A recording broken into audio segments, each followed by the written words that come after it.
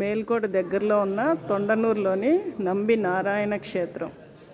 రామాంజుల వారు 1000 నాలుకలతో ఇక్కడే కదా సమాధానం చెప్పారు వాళ్ళందరికీ.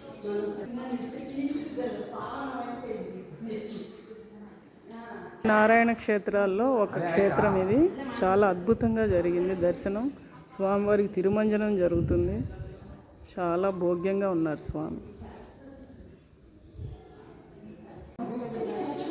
ద్వారపాలకులు రామాంజుల వారి విజయపీఠం.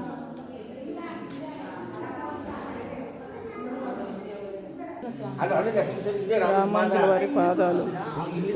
రామాంజుల వారు ఇక్కడే కూర్చొని ఉండేవాళ్ళంట. విశ్వక్సేనుల వారు, రామాంజుల వారు,